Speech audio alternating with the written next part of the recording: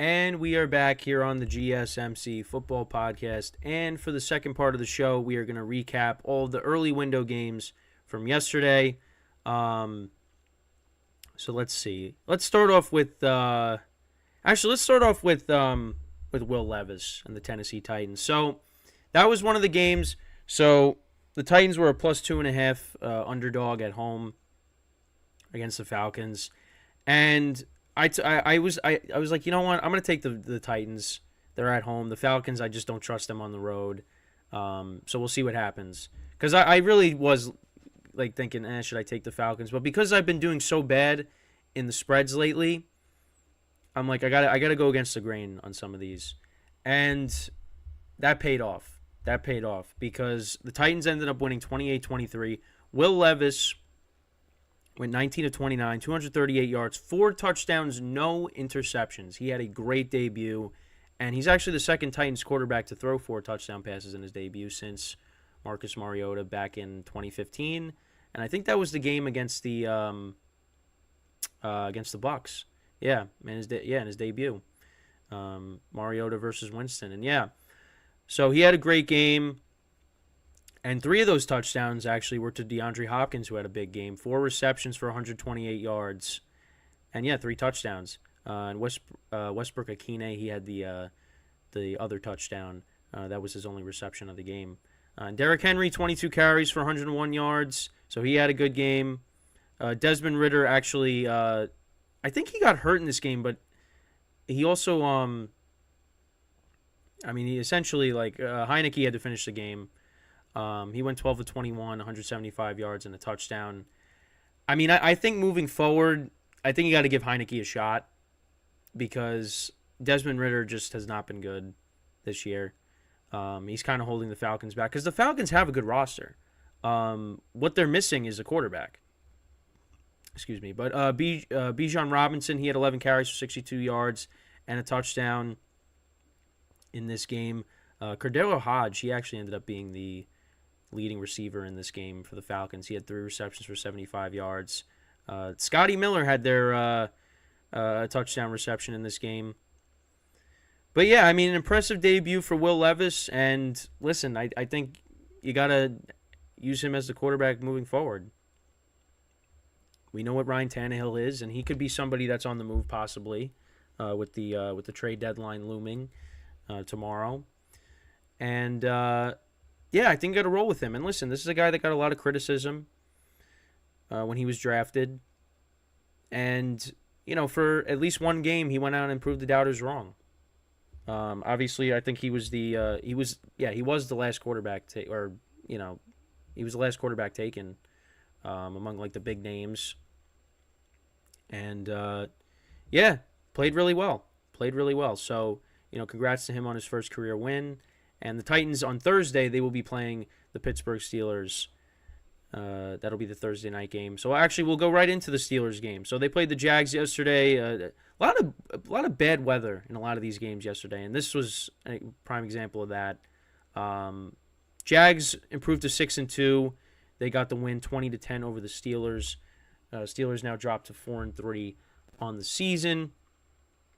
Kenny Pickett got injured in this game. So Mitchell Trubisky finished it off, and he had 1 touchdown and 2 interceptions in this game. Trubisky did. Really did not run the football well. The Steelers, 70 yards rushing. That's just not going to get it done. Deontay Johnson ended up being their leading receiver with 85 yards. George Pickens only had 1 reception for 22 yards, but that was for a touchdown. That was the Steelers' only touchdown in this game. Trevor Lawrence, 24 of 32, 292 yards, a touchdown and a pick. Travis Etienne had 24 carries for 79 yards. Also had a receiving touchdown in this game. So he had a great game. Evan Ingram was their leading receiver. He had 10 receptions for 88 yards. He actually was targeted 10 times, so he caught all those targets. Calvin Ridley had a bounce-back game, 6 receptions for 83 yards. Christian Kirk had 4 for 46. So, it was an ugly game with the weather, but the Jags, they continue to roll. They're 6-2. And listen, they have now won 5 in a row. And they're on a bye, and then they come out of the bye to play a home game against the 49ers. So that's going to be a game to definitely pay attention to in a couple of weeks. So, yeah. But the Steelers, they play on Thursday against the Titans. So we'll see how that goes. I mean, we might be seeing Trubisky versus Will Levis. And, yeah, so that might be a might want to bet the under in that game. So, yeah, those are those two games. All right, so we'll get into the Vikings and the Packers. So the Vikings got the win. They got back to 500. They're 24. They won 24-10. Packers dropped to 2-5. But the big story here is Kirk Cousins left the game. He ended up tearing his Achilles, so he is going to be out for the rest of the season. And it's just devastating news there because he was having a great season. It was a contract year. The Vikings were playing better football when it looked like it was going to be a lost season for them. And now it officially is because the Vikings now are going nowhere. And it really stinks because they're 4-4, and that's a team that could definitely make the wild card, but they really don't have a chance now with Kirk Cousins being out, and you're still missing Justin Jefferson. Running the football has kind of been a problem for them. So, yeah, that's just devastating news there. And he had a good game, 23 of 31, 274 yards, 2 touchdowns, no picks. Jaron Hall ended up finishing the game. And Nick Mullins, they still have on their roster, but he's not cleared off of IR until next week or the following week. So he's probably going to have to start against the Falcons this upcoming week. And the Vikings, really didn't run the ball. They only ran the ball for 62 yards. KJ Osborne actually was their leading receiver. He had 99 yards receiving. Hawkinson, 88 yards receiving on a touchdown. Addison had another touchdown. He had 82 yards receiving. And, the Vikings get back to 500, but they're going to be out without their starting quarterback moving forward. And then as for the Packers, Jordan Love right now looks like one of the worst quarterbacks in the NFL. The Packers got off to a slow start. They only scored 3 points in the first half. They did score a touchdown. They had their chances to score points. They got into the red zone a few times, and they could have made this game closer, but they just couldn't, get a touch. They couldn't get any points off of that. Jordan Love ended up being their leading rusher. He had 34 yards rushing. He was their leading rusher. Aaron Jones only had 29 yards rushing. A.J. Dillon had 11.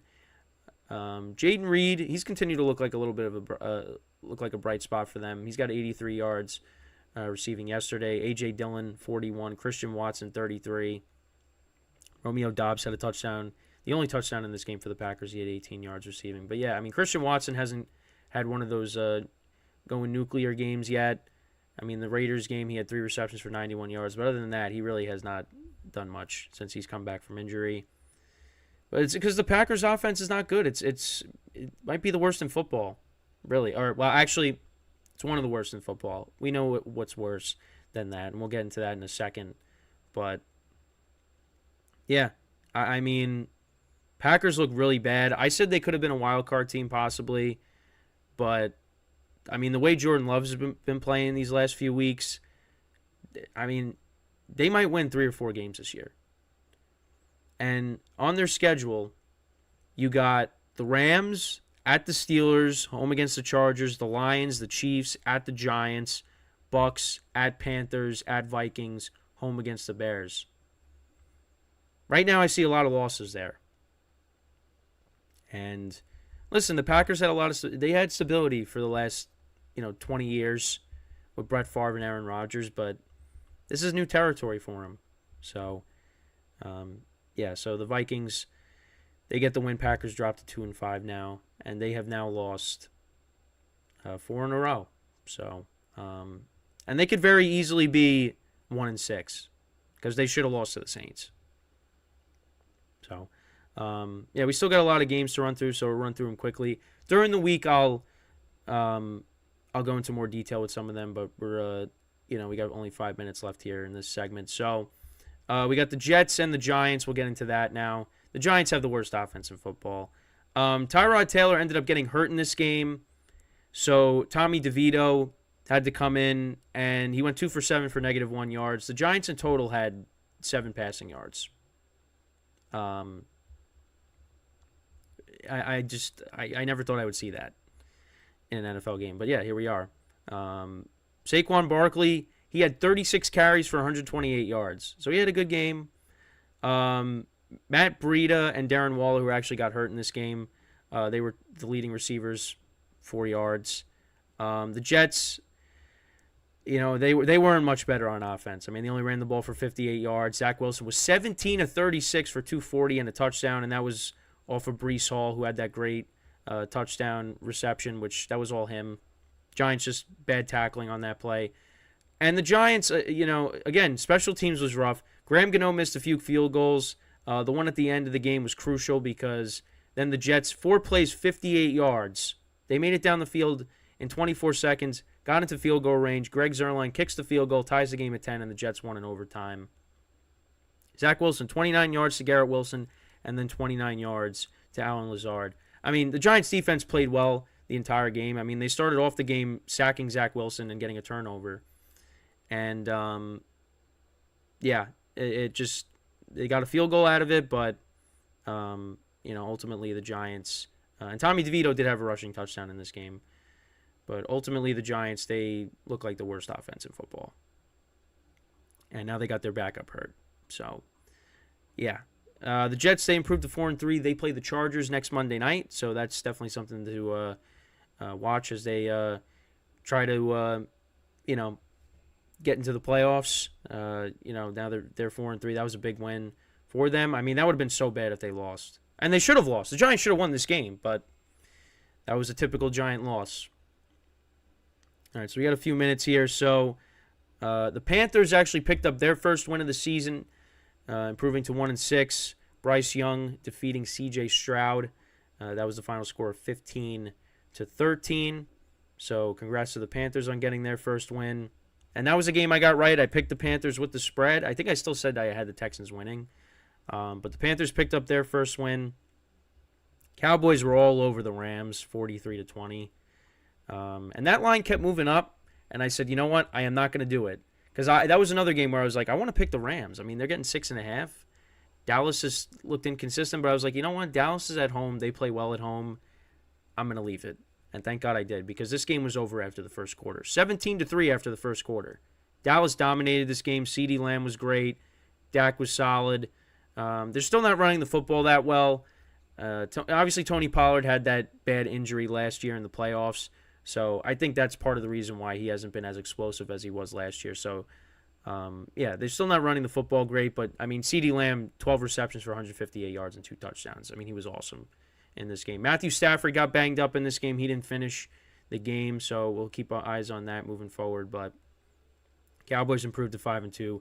Rams dropped to 3-5. The Dolphins, 31-17 over the Patriots. They continue their dominance against them.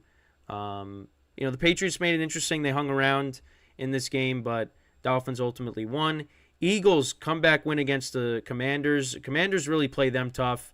Jalen Hurts, 319 yards passing, 4 touchdowns, no picks. A.J. Brown, 8 receptions for 130 yards, 2 touchdowns. Julio Jones actually got his first touchdown in this game. So Eagles continue to roll. They're 7-1. Actually, the Commanders were able to stop the tush push, which was surprising. And the Eagles fumbled at the goal line. So, Eagles improved to 7-1. And then lastly, we get into the Saints and the Colts. Saints finally won a game. I picked the Saints. I'm like, they got to win this week, and they did that. 38-27 over the Colts, so they improved to 4-4. And that NFC South, man, I really don't know what to say about that. So right before we go into our second break, I just want to remind you guys to tip or donate, get your comments recognized. Make sure to go to streamelements.com/gsmcsportsnetwork./tip. Again, that really helps the show. That highlights your comment. I address it on the live broadcast, and it's a great way to interact with me, the host, and to recognize your comment. So make sure to do that going forward during my live shows. We greatly appreciate it here.